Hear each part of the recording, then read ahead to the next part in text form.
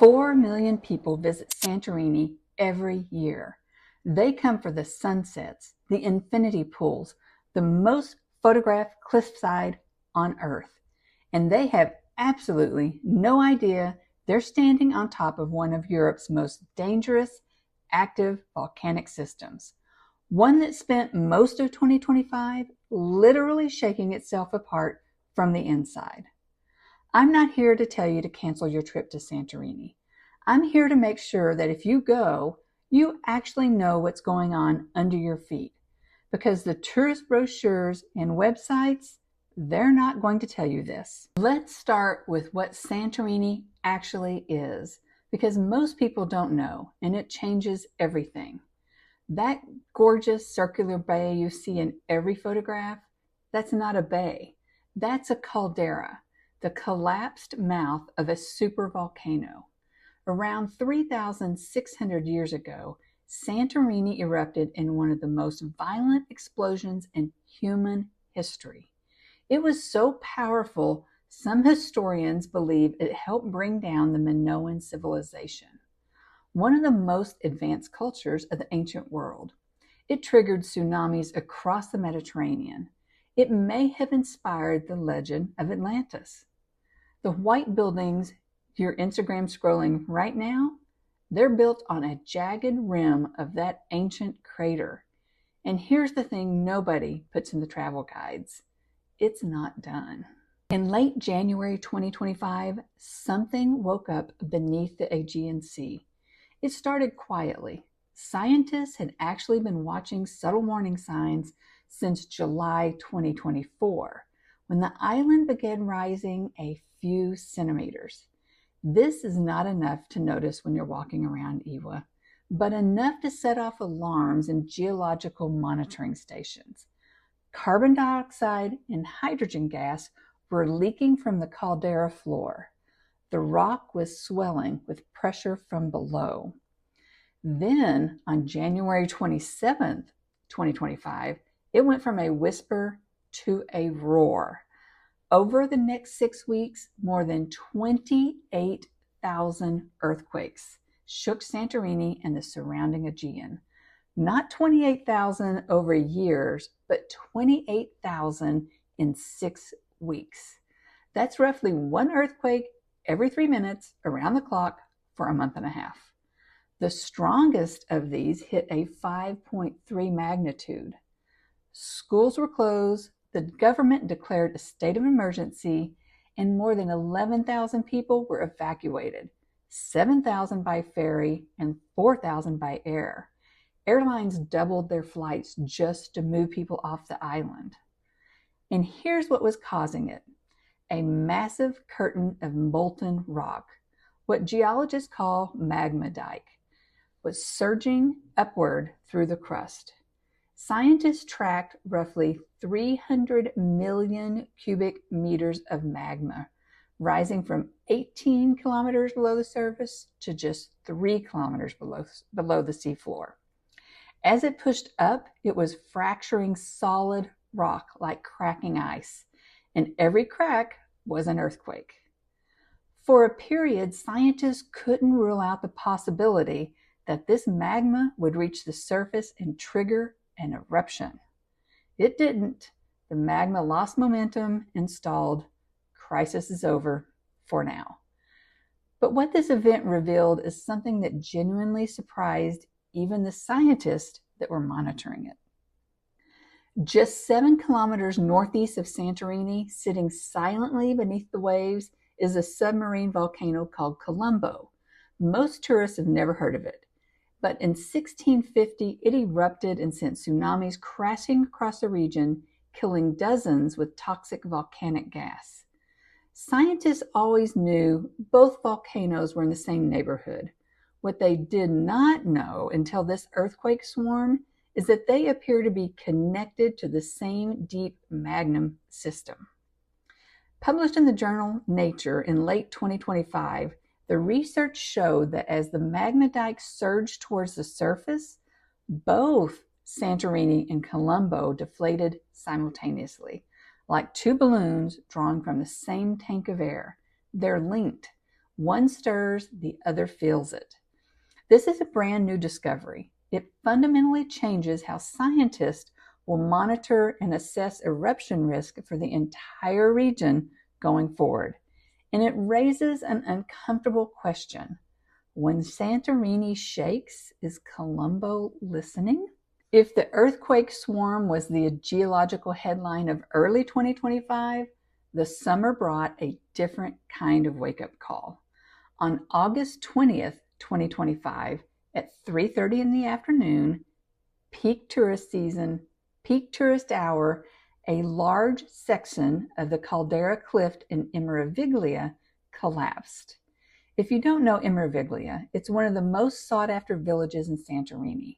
It's right on the caldera edge, full of boutique hotels, honeymooner infinity pools, some of the most expensive rooms on the island. And this is actually where I had my honeymoon in 2021. And it sits right on the volcanic rock face that has been essentially riddled with new construction for decades. The collapse sent a massive dust cloud rolling across the caldera rim. Videos posted by tourists show people running, engulfed in white powder, unable to see. Authorities told visitors to remain indoors. The Greek Ministry of Tourism issued a temporary travel alert for the area. No fatalities were reported, but geologists weren't surprised. Their verdict was blunt. The combination of inherently unstable volcanic terrain plus aggressive overdevelopment had made this inevitable. The seismic activity from January and February had already weakened the rock mass. Construction work at a nearby site added more stress, and the cliff gave way. The University of Athens was brought in immediately to lead a 6-month landslide risk assessment of the entire caldera edge. They identified multiple high-risk zones that most tourists walk through every day. One of them is the Athenios port. This is where the ferries dock when you come in from other islands. The other place was the old port of Fira. This is the base where the famous cable car is. Then there was Amadi Bay. This is Oa's iconic waterfront dining spot. There was Armeni, a popular place with boat tours that come out of Iwa. There's Korphos in Thracia, the island across from the caldera. These aren't fringe locations. These are bucket list stops when you go to Santorini. So here's the part that actually matters. I'm not here to tell you Santorini is doomed. Scientists are not saying an eruption is imminent. Seismic activity has calmed significantly since February of 2025. Santorini is open, it's beautiful, and millions of people visit safely every year. But there are things you genuinely should know before you go. Things that can make a real difference if something happens while you're there. Number 1, know where you're staying and what it's actually built on. The Greek Ministry of Civil Protection specifically advises tourists to choose newer buildings that comply with modern earthquake safety standards.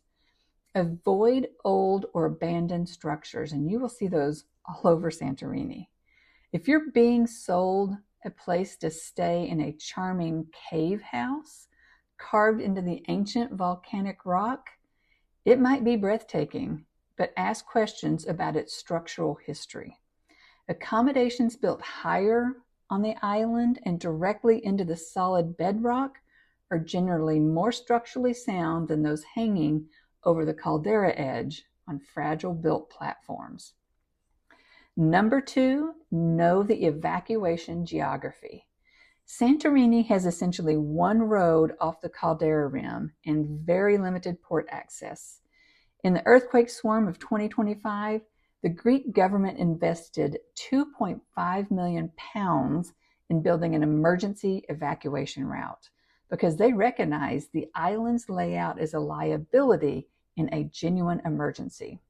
When you arrive, know where the ports are, know the road out of the village that you're staying in, and don't assume it's intuitive. The caldera side villages are essentially cliffs with pretty buildings on them. Here's what I want you to take away from all of this, because I don't want this to be a fear-mongering piece. The science here is actually remarkable, and it will keep you safe.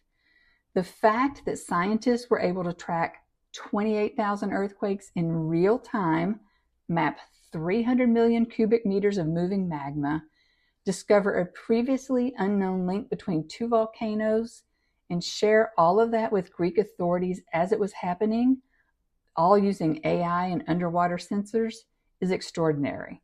The monitoring capabilities around Santorini today are better than they have ever been in human history. The Minoan eruption 3,600 years ago happened with zero warning. If something on that scale were happening today, we would know about it significantly in advance. Santorini has existed as a destination for thousands of years precisely because that volcanic geology created something astonishing.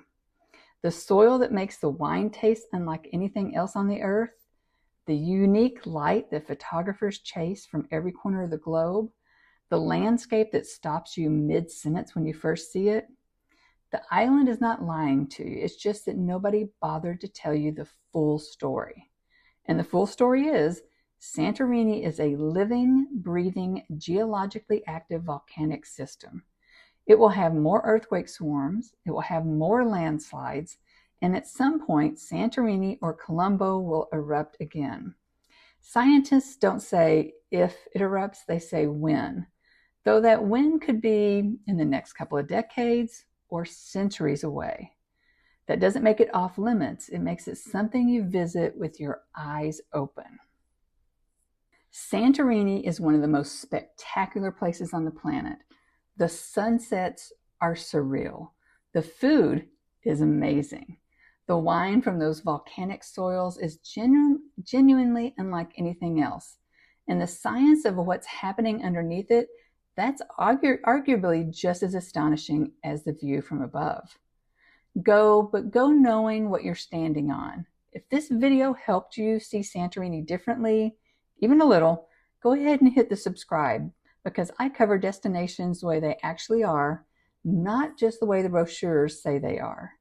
And if you're already planning a trip, drop a comment. I'll tell you exactly which villages I would stay in and which ones I would think twice about. Ciao for now.